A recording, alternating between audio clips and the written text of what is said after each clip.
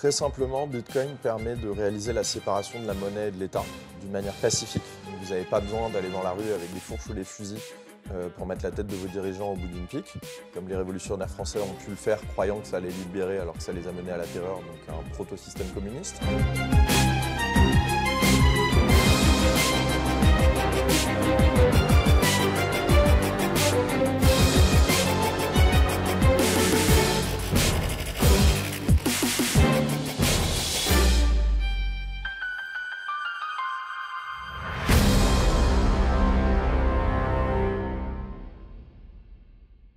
Théo Mogenet, merci d'avoir accepté l'invitation de Libremédia. Merci pour l'invitation, Jérôme.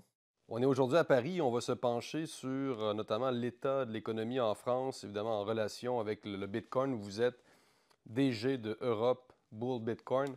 On rappelle aux auditeurs que Libremédia a un partenariat avec votre entreprise et on en est très heureux.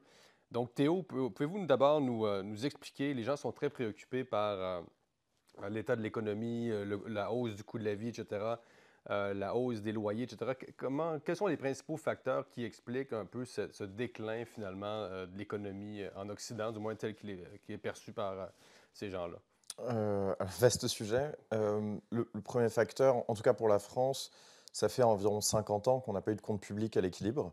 Donc d'une part, tu as la sphère publique qui prend de plus en plus de poids dans l'économie. Aujourd'hui, la dépense publique représente 60% du PIB en France, ce qui, pour donner un référentiel à nos auditeurs, correspond à peu près à ce qu'était le poids de l'État dans l'URSS dans les années 70. Donc déjà, ça te donne une idée du fait qu'ici, tout est organisé par l'État, les capitaux sont alloués par l'État, les services fondamentaux sont délivrés par l'État. Et si on souscrit à la thèse assez logique que les acteurs privés qui sont soumis au risque de faillite, qui doivent systématiquement faire en sorte de valoriser le capital pour continuer à pouvoir l'opérer sans faire faillite, sont plus efficients pour générer de la productivité et pour délivrer de la croissance que l'État, ça explique déjà pas mal de choses sur la baisse des conditions de vie qui s'accompagne de l'extension du poids de la sphère publique dans l'économie. Ensuite, tu as eu, on va dire, toute la financiarisation de notre économie, qui est essentiellement liée à la manière dont est structuré notre système monétaire et notre système bancaire. Depuis 1971, on a, dans le système monétaire mondial, sevré toute liaison entre la monnaie et un référentiel externe, qui était l'or, que les États ne pourraient ne pas manipuler. Donc depuis 71, depuis 50 ans, une autre manière de le dire, c'est que à chaque fois que l'économie va mal, à chaque fois qu'on a trop de dettes, à chaque fois que l'État a besoin de dépenser plus, à chaque fois qu'on a besoin de renflouer une banque, à chaque fois qu'on a besoin de renflouer une institution financière qui a pris trop de risques, on imprime de la monnaie pour le faire et donc on dévalue l'épargne, l'argent que les gens ont sur leur compte en banque, les retraites qu'ils vont toucher, les rentes qu'ils peuvent toucher, ce qu'ils peuvent espérer toucher quand ils touchent par exemple le salaire minimum ou même lorsqu'ils sont salariés parce qu'en général leur salaire n'augmente pas aussi vite que l'augmentation de la masse monétaire, qui pour référence par exemple dans la zone euro depuis qu'elle existe est d'environ 10% par an. Donc je ne sais pas si vous vous rendez compte pour les gens qui nous écoutent, mais vous avez peu de chances d'obtenir 10% de revalorisation salariale tous les ans. Néanmoins, si on imprime 10% d'euros supplémentaires par an, peu importe la manière dont vous voulez mesurer l'effet, en fin de compte, vous avez perdu 10% de votre pouvoir d'achat. Et donc, à la rencontre de tous ces facteurs, il ne faut pas s'étonner après que, effectivement, les gens se rendent compte que la vie coûte de plus en plus cher, malgré que les économistes, les médias et les banquiers centraux aient tendance à minimiser ce fait-là, qu'on a de moins en moins de productivité, donc finalement des choses qui coûtent de plus en plus cher et on doit dépenser de plus en plus pour obtenir des services de qualité équivalente par rapport à ceux dont on avait l'habitude. Et par-dessus ça, je pense qu'il y a un ensemble de problèmes sociaux. Si je me focalise sur l'Europe, par exemple, notre politique énergétique essentiellement motivée par des raisons idéologiques qui a consisté à favoriser des investissements, encore une fois, par la sphère publique, dans des éoliennes qui ne produisent pas la plupart du temps, dans des panneaux solaires qui produisent beaucoup moins que le nucléaire ou que d'autres sources énergétiques, cause aujourd'hui une contrainte sur l'économie, notamment sur l'industrie qui a déserté l'Europe depuis très longtemps. Pour toutes les raisons qu'on a citées avant. On aurait pu ajouter aussi l'inflation des normes et les taxes qui sont particulièrement élevées sur ce continent par rapport à nos concurrents économiques. À la rencontre de tous ces facteurs-là, on perd en productivité. Je pense que l'Allemagne est un parfait exemple de ça. Après l'accident de Fukushima à à la fin, en 2010, ils avaient décidé de complètement sortir du nucléaire et de partir à fond sur les énergies renouvelables.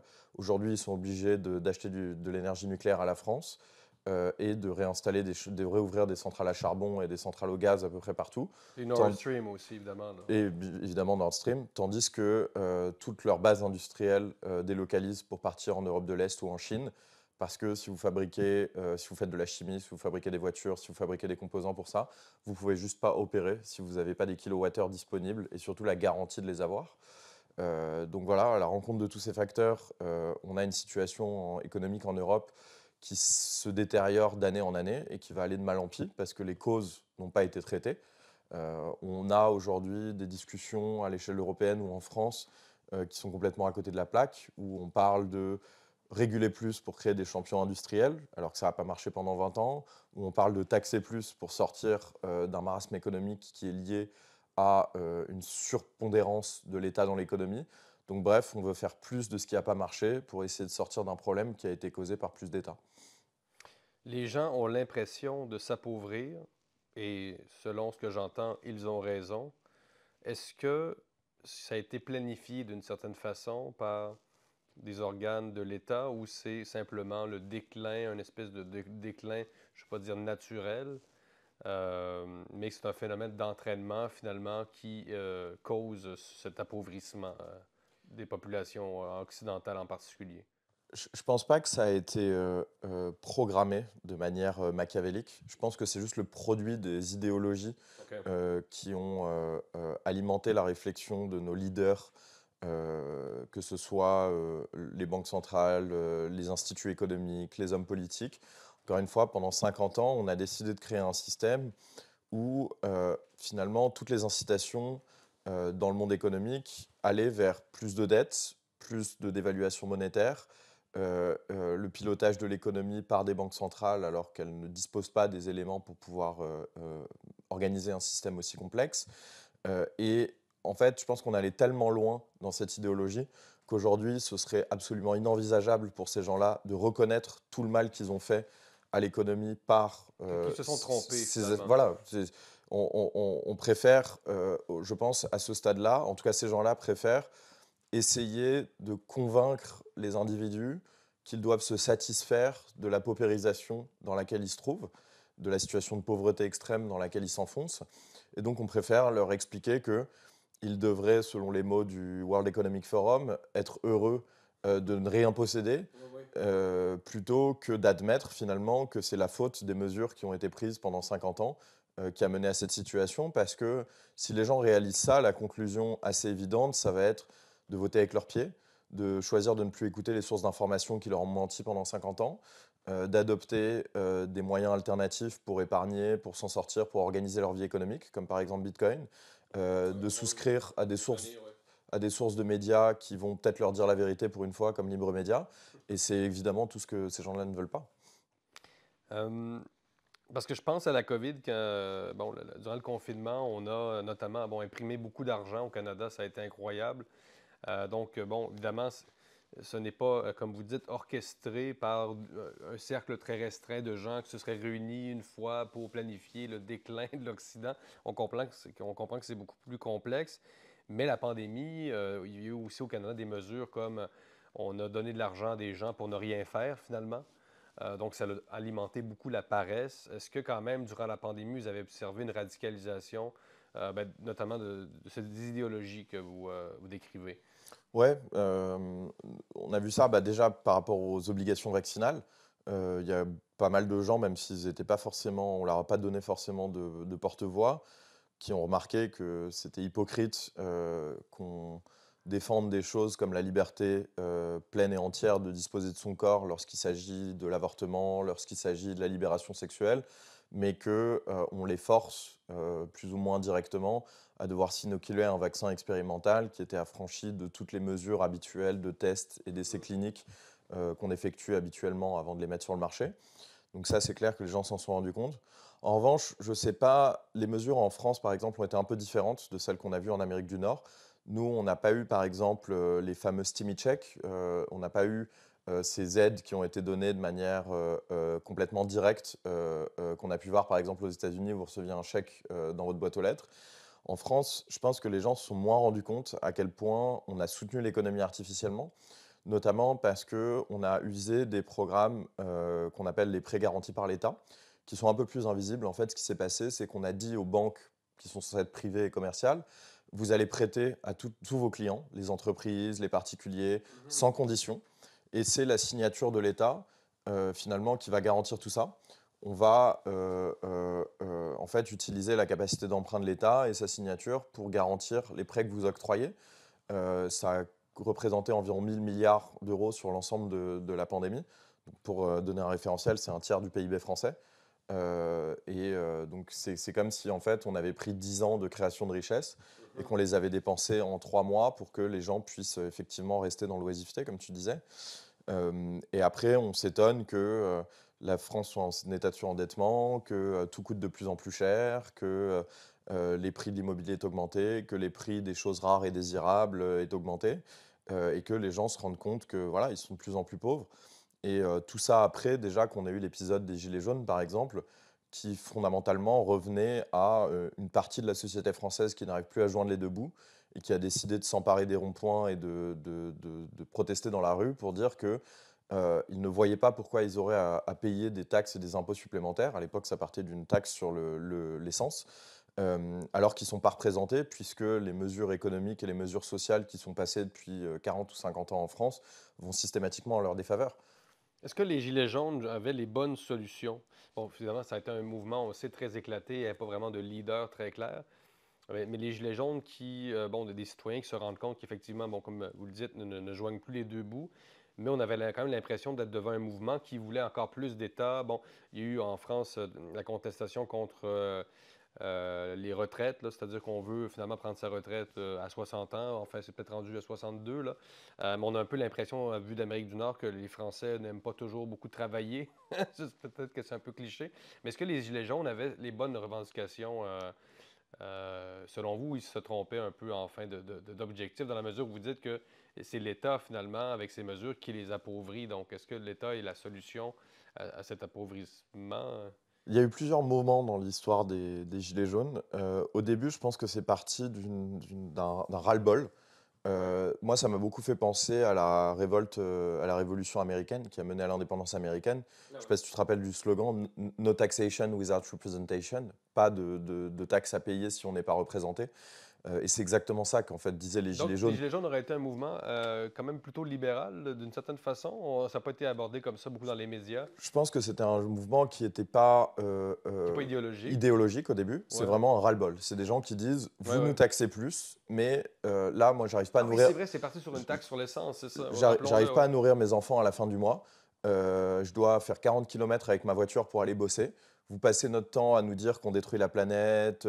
Vous passez votre temps à donner des subventions à des associations qui s'occupent finalement de problématiques qui ne concernent que les bobos parisiens, etc. Donc, vous faites rien pour moi et vous prenez mon argent pour le redistribuer vers des services publics dont je ne bénéficie pas. À côté de chez moi, il n'y a plus d'école, il n'y a plus d'hôpitaux, les routes sont pas entretenues, etc. Donc au début, ça partait vraiment de là. Et effectivement, il n'y avait pas de solution à la base de ce mouvement. C'était vraiment juste un ras-le-bol. Ensuite, apeuré, le pouvoir en place, dirigé par Emmanuel Macron, a décidé de leur jeter de l'argent à la figure, ce qui, je pense, les a plus frustrés et qu'ils ont pris comme une insulte plus qu'autre chose. Mhm. Et après, il y a eu des tentatives de récupération politique de la part de tous les bords politiques, que ce soit l'extrême gauche, l'extrême droite, la droite modérée, la gauche modérée. Ils y ont résisté assez bien pendant assez longtemps, justement parce qu'ils n'avaient pas de leader. Mais petit à petit, le mouvement s'est essoufflé. Et effectivement, il n'y avait pas de diagnostic à la base. Il n'y avait pas vraiment de personnes pour arriver à déterminer quelles étaient les causes de ce phénomène-là, Mhm. à expliquer pourquoi est-ce qu'on en était arrivé là. Et donc, ils n'ont pas réussi à canaliser cette énergie qu'ils avaient pour arriver à des solutions. Moi et d'autres personnes ont essayé à l'époque d'aller à leur rencontre pour leur parler de Bitcoin, par exemple. Mhm. Et c'est là qu'on a vu un peu toute la mentalité française que tu décrivais dans ta question, qui est très très De difficile. réclamer plus de sécurité économique, mais de l'État, malheureusement. Exactement. C'est-à-dire que lorsqu'on allait voir ces gens-là pour leur dire c'est à vous de prendre les choses en main, euh, eux, se repliaient systématiquement vers des réflexes historiques de démocratie. Il faut que ça passe par les urnes, il faut que ça vienne du gouvernement, il faut que ça vienne de l'État. Et je pense que avoir le discours que Javier Milei, par exemple, tient en Argentine aujourd'hui, en France, c'est très compliqué. Quand on explique que l'État est le problème et pas la solution, on revient toujours dans des discussions très idéologiques en France de le capitalisme c'est mal, le profit c'est mal, l'argent c'est mal, l'enrichissement c'est mal. Ce qui est particulièrement cocasse quand on voit que ces gens-là se plaignent de leur pauvreté. On va aborder dans quelques instants la réponse du Bitcoin à cette situation-là, très grave.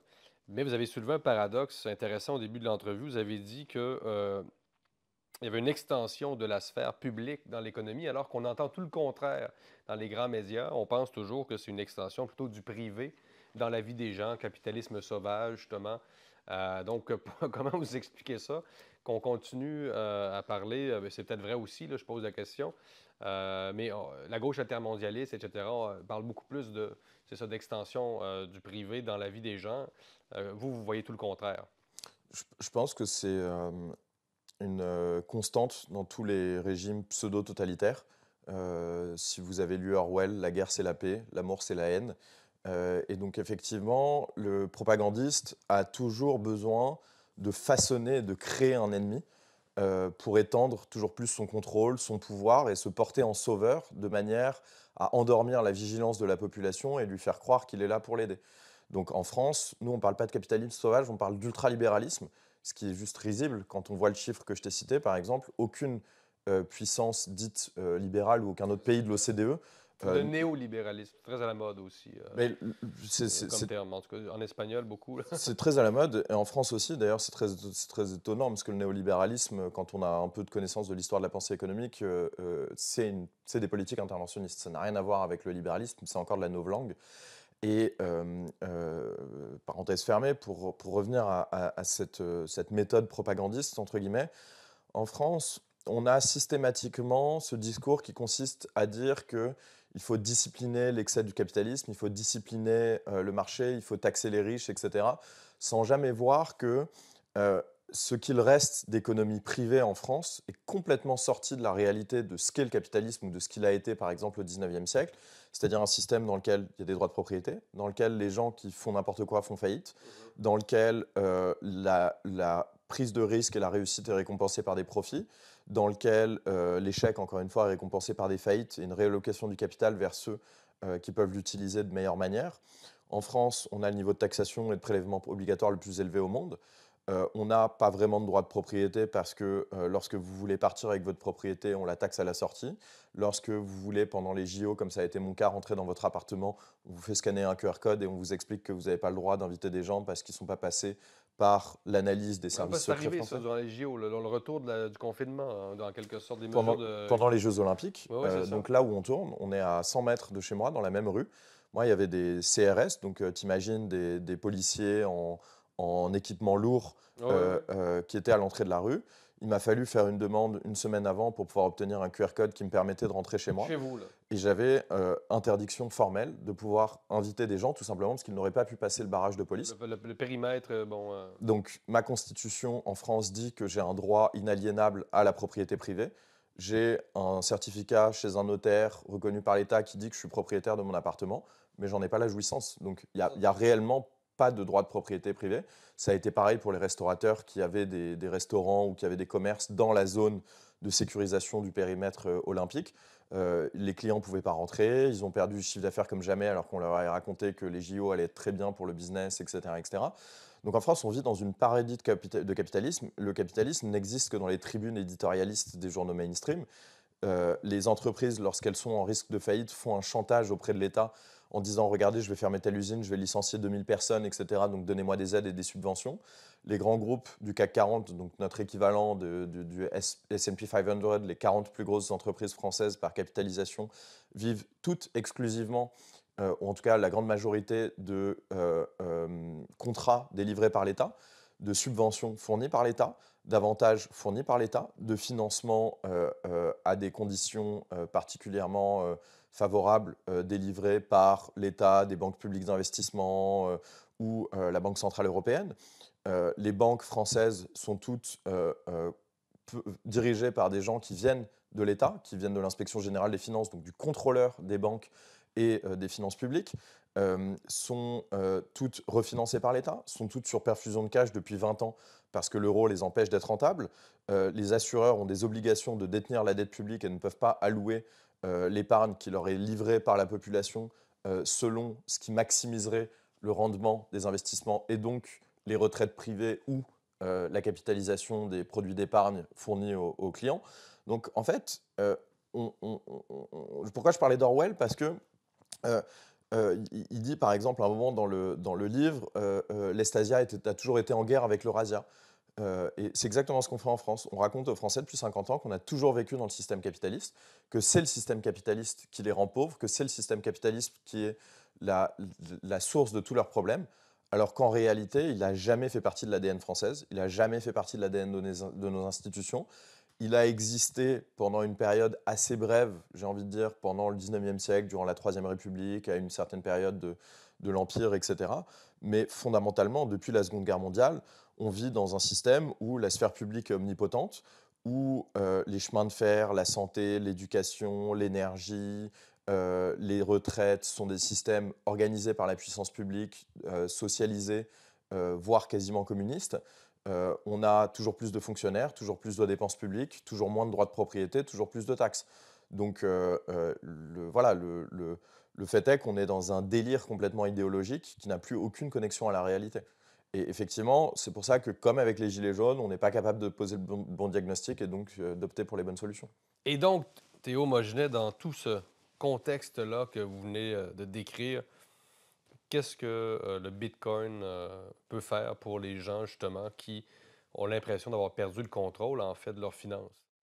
Ah, très simplement, Bitcoin permet de réaliser la séparation de la monnaie et de l'État d'une manière pacifique. Donc vous n'avez pas besoin d'aller dans la rue avec des fourches ou des fusils pour mettre la tête de vos dirigeants au bout d'une pique, comme les révolutionnaires français ont pu le faire, croyant que ça allait libérer alors que ça les a menés à la terreur, donc à un proto-système communiste.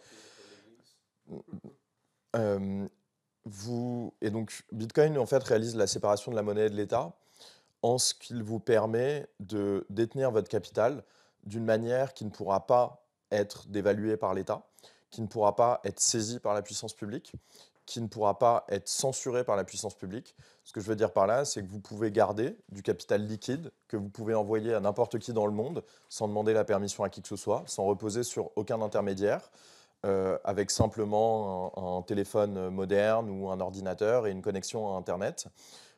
C'est une monnaie qui n'existe que dans une quantité limitée. Il n'y en aura jamais plus de 21 millions. C'est des règles qui sont codées dans le protocole et qui ne peuvent être changées par aucune personne.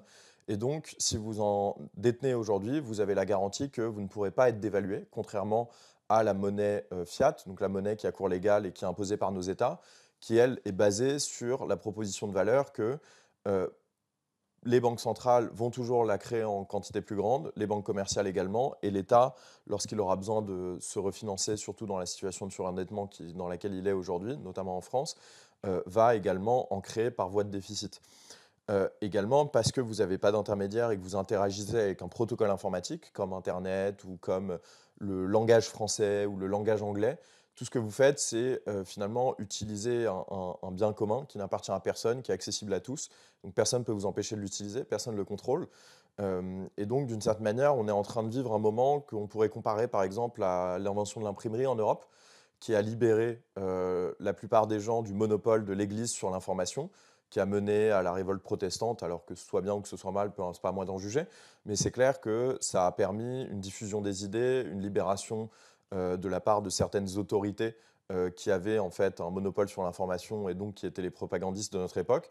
Bah, de la même manière que l'invention de l'imprimerie a créé une sorte de séparation du monopole de l'information et de l'État, ou en tout cas de l'Église, aujourd'hui, Bitcoin crée la séparation de la monnaie de l'État et donc va vous permettre de vous organiser sans les banques, sans le cartel bancaire, sans l'État sur le dos duquel il prospère, et sans avoir finalement à continuer à financer la farce que j'essaye de décrire depuis le début, c'est-à-dire ce système dans lequel on vous désigne un ennemi factice et on vous prend votre argent en quantité toujours plus grande pour organiser votre pauvreté.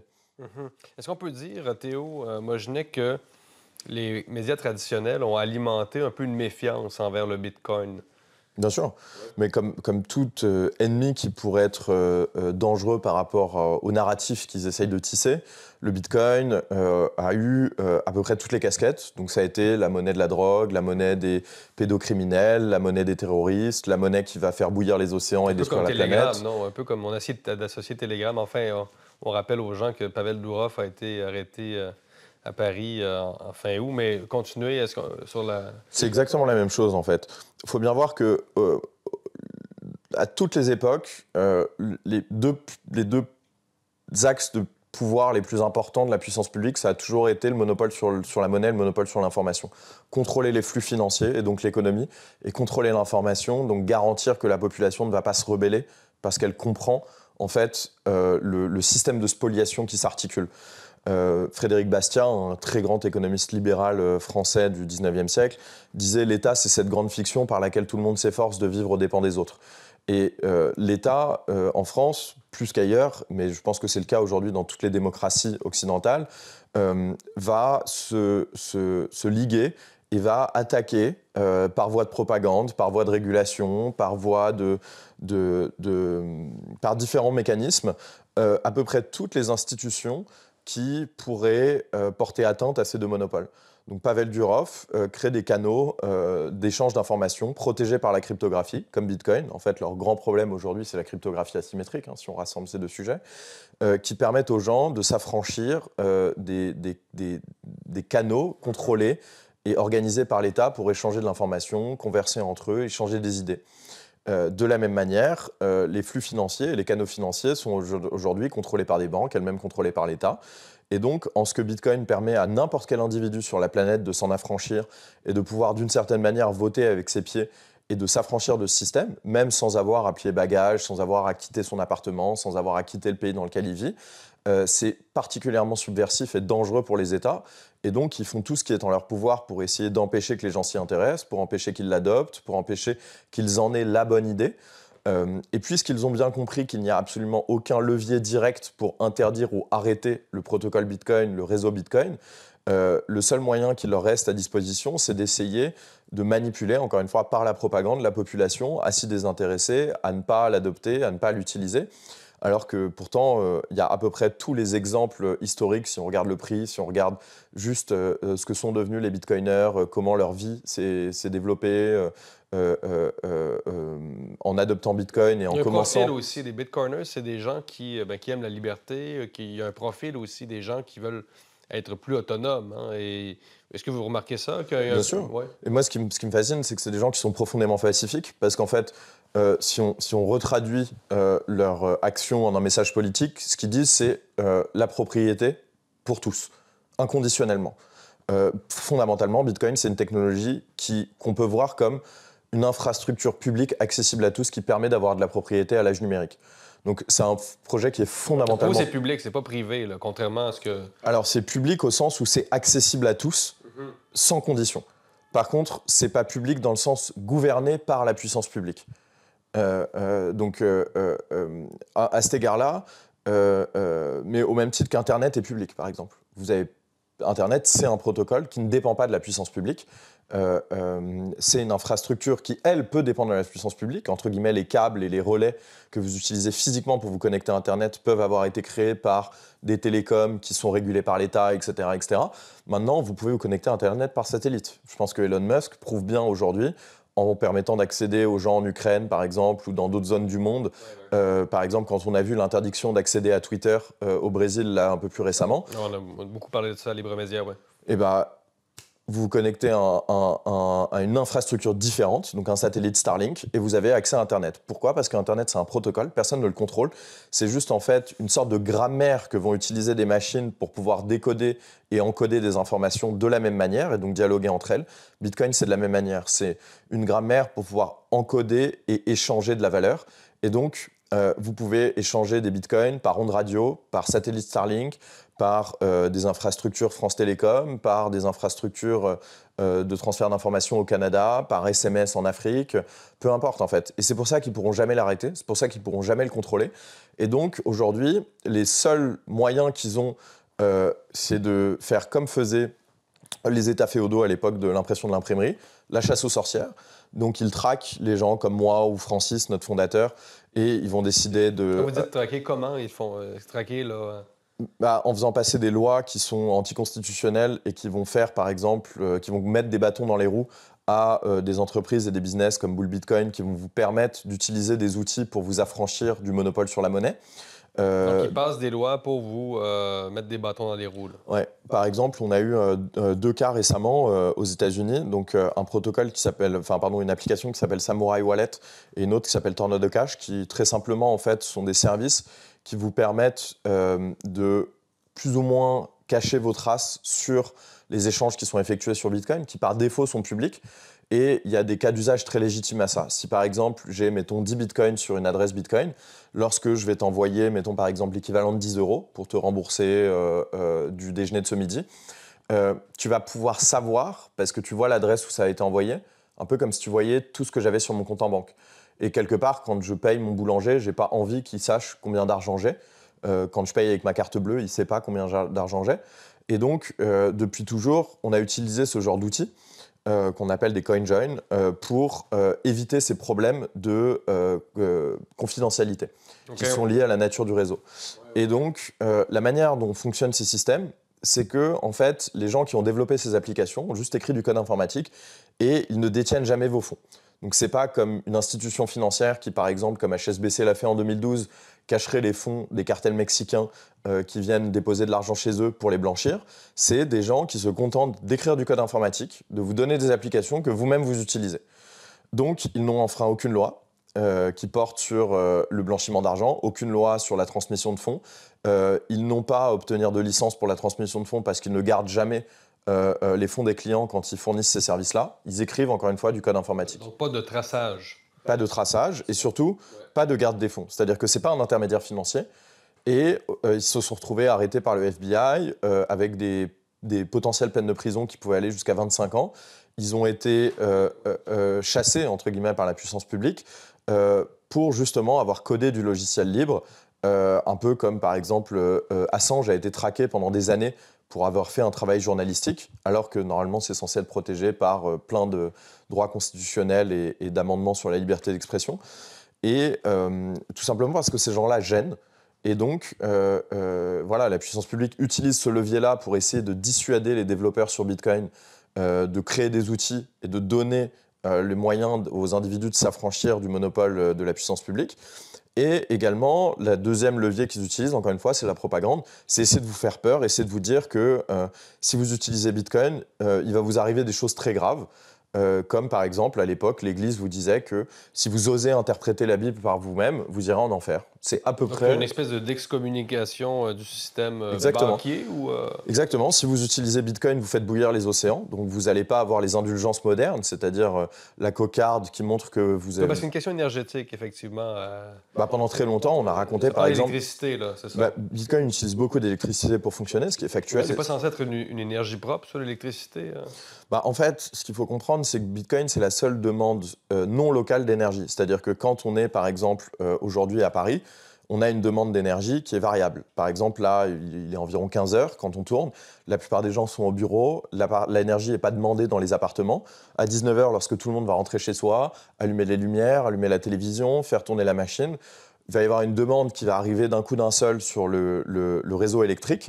Et donc, à ce moment-là, nos infrastructures de production énergétique vont fournir cette demande d'énergie. Et donc, on va arriver à pleine capacité. Et nos réseaux électriques sont designés pour ce pic-là. Mais il faut voir que la plupart du temps, ils produisent une énergie qui n'est pas demandée et donc qui, du coup, ne peut pas être distribuée. Cette énergie ne peut pas non plus être stockée. Donc, en fait, elle est juste dissipée. En France, par exemple, environ un tiers de l'énergie qu'on produit chaque année est dissipée. Quand je dis dissipée, c'est-à-dire qu'en gros, à toute fin pratique, on l'injecte dans le sol de manière à pouvoir rééquilibrer le réseau et on est obligé de le faire. Sinon, on aurait des pannes et des blackouts tout le temps. Et en fait, les mineurs de Bitcoin, eux, contrairement à votre lave-linge, peuvent s'installer partout dans le monde pour fonctionner.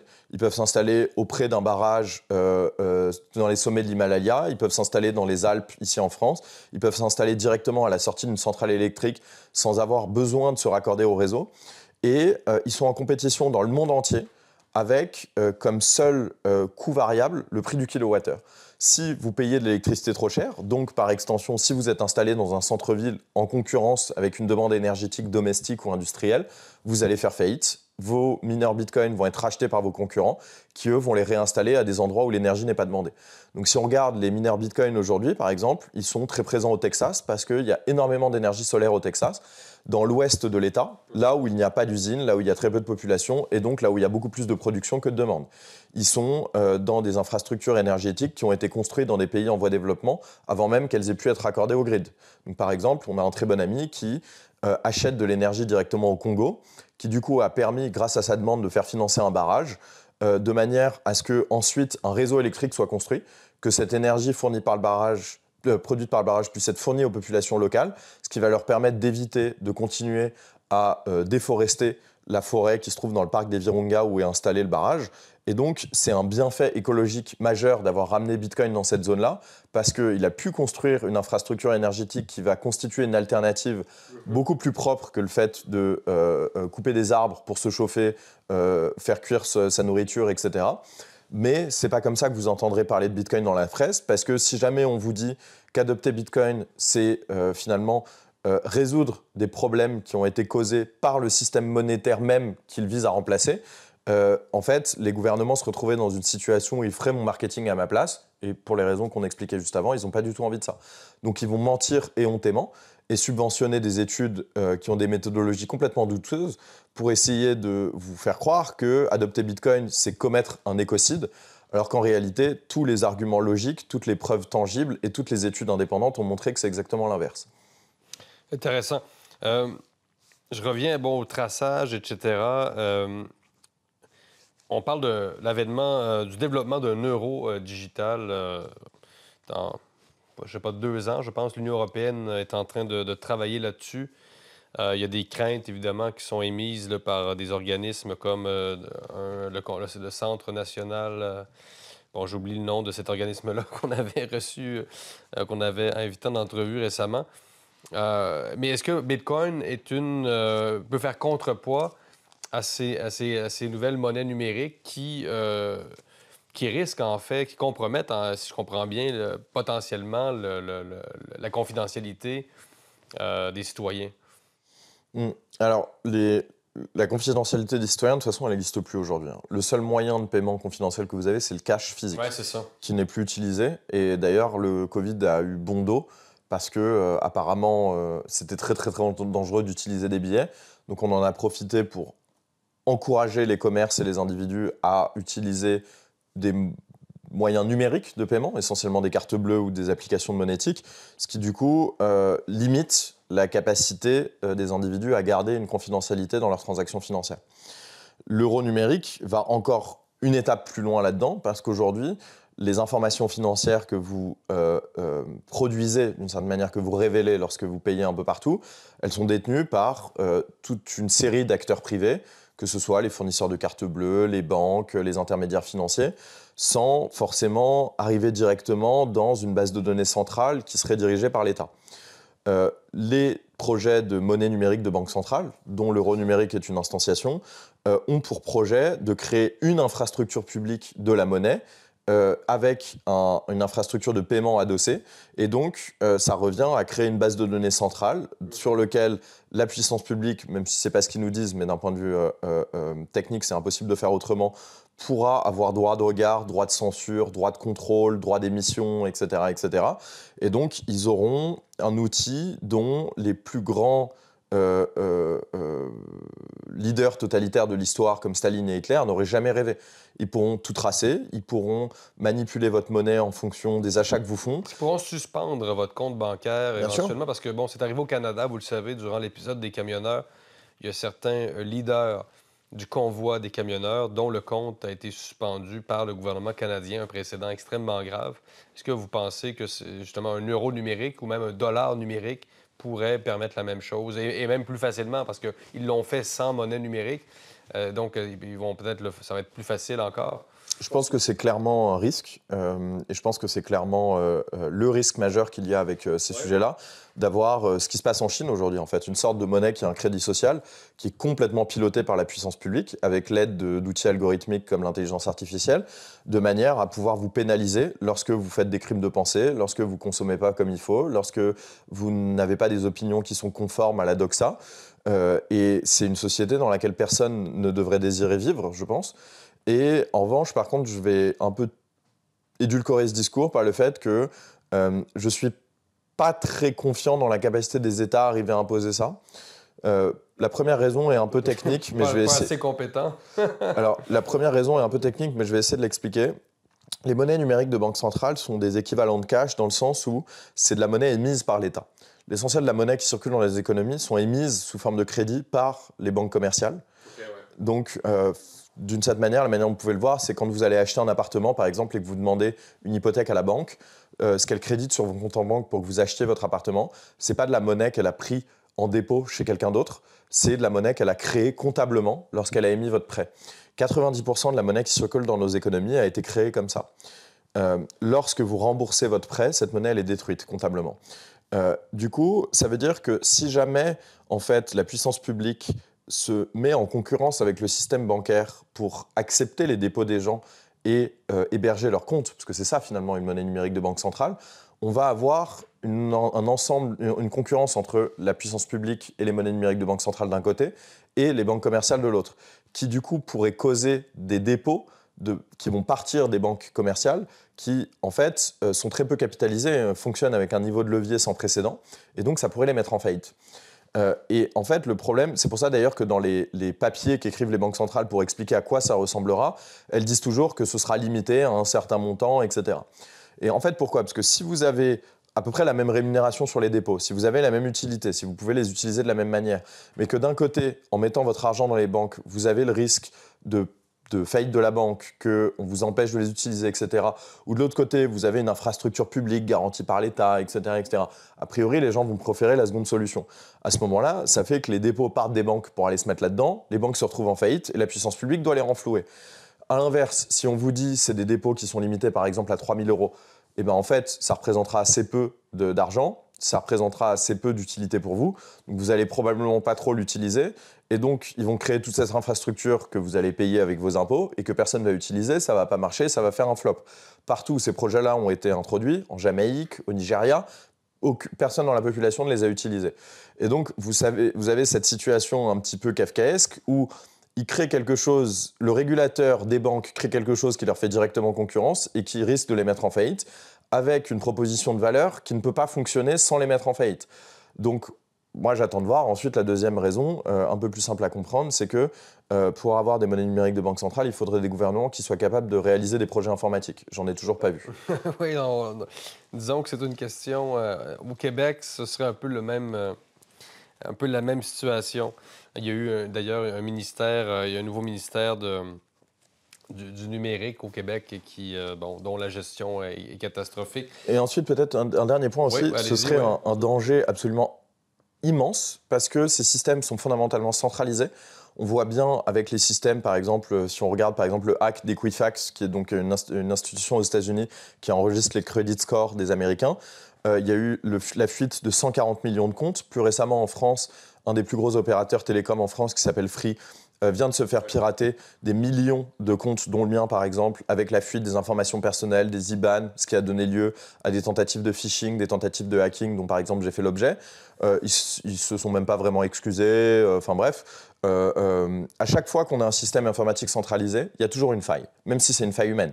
Si par exemple vous avez quelqu'un à la Banque Centrale Européenne qui a le pouvoir de censurer un compte, qui a le pouvoir de créditer des euros, qui a le pouvoir de détruire des euros, ça veut dire qu'il y a un accès, un mot de passe, etc., qui va pouvoir fuiter, que ce soit par attaque sociale, donc par exemple le gars se balade dans un bar et arrive une jeune fille qui met quelque chose dans son verre, que ce soit par attaque informatique, que ce soit par compromission de sa boîte mail, peu importe, que ce soit inscrit sur un bout de papier qu'on lui vole son cartable, j'en sais rien, il y aura toujours une faille. À partir du moment où il y a cette faille, il y a des agents malveillants qui vont vouloir l'exploiter, et si vous avez la possibilité d'avoir ce qu'on appelle une clé maître sur l'ensemble du système, donc une clé qui permet de faire tout et n'importe quoi, Bah, en fait, vous avez potentiellement donné un moyen d'attaque informatique et de disruption de nos sociétés comme jamais auparavant à des agents malveillants, que ce soit des hackers, des ennemis géopolitiques, etc. Et à mon avis, c'est une très très mauvaise idée pour notre sécurité nationale de créer un tel honeypot, comme disent les Américains, une telle, une telle porte d'entrée pour ces agents malveillants. Théo Mogenet, en terminant, qu'est-ce que nos auditeurs peuvent faire pour se procurer du Bitcoin avec Bull Bitcoin? Bah, c'est simple, hein, vous allez sur bullbitcoin.com. Si jamais vous découvrez Bitcoin, que vous ne savez pas encore l'utiliser, vous pouvez contacter directement notre support pour demander à être accompagné. La particularité de Bull Bitcoin par rapport à nombre de ses concurrents, c'est qu'on fonctionne selon un modèle complètement self-custodial, c'est-à-dire que jamais, à aucun moment, on ne garde les fonds de nos clients dans l'utilisation de nos services. C'est quelque chose qu'on a décidé de faire pour que notre intérêt soit aligné avec celui de nos clients et notamment pour que les gens puissent obtenir eux-mêmes les moyens de leur souveraineté financière. Comme on disait tout à l'heure, l'intérêt de Bitcoin, c'est de l'utiliser soi-même directement pour s'affranchir de nos maîtres, entre guillemets. Et donc, nous, on ne veut pas que les gens utilisent une autre forme de banque moderne qui fonctionnerait en Bitcoin plutôt qu'en euros, ce que sont nos concurrents. On préfère qu'ils fassent l'effort de comprendre eux-mêmes comment interagir directement avec le protocole Bitcoin, comment pouvoir sécuriser eux-mêmes leurs Bitcoins, comment pouvoir les transférer, les garder, les filer à leurs héritiers éventuellement. Et donc, nous, on vous accompagne gratuitement dans le fait de faire ça. Donc, si vous contactez notre support et que vous êtes intéressé dans le fait de comprendre Bitcoin, d'acheter des Bitcoins, de comprendre comment utiliser les bonnes pratiques, on vous accompagnera gratuitement pour le faire. Et une fois que vous êtes prêt, vous avez juste à aller sur la plateforme, à financer votre compte avec des dollars canadiens si vous êtes au Canada ou si vous êtes en Europe avec des euros. Et ensuite, une fois que votre compte sera financé, vous pouvez tout simplement acheter des bitcoins. Ils vont être livrés directement sur votre méthode de retrait de choix. Et donc, vous aurez vous-même l'accès directement et le contrôle sur vos bitcoins. Et après, vous en faites ce que bon vous semble. Excellent. Donc, Théo Mogenet, je rappelle à tous nos auditeurs que vous êtes le directeur Europe de Bull Bitcoin. C'était un plaisir de vous avoir en entrevue aujourd'hui à Paris. Tout le plaisir était pour moi, Jérôme. À bientôt. À bientôt.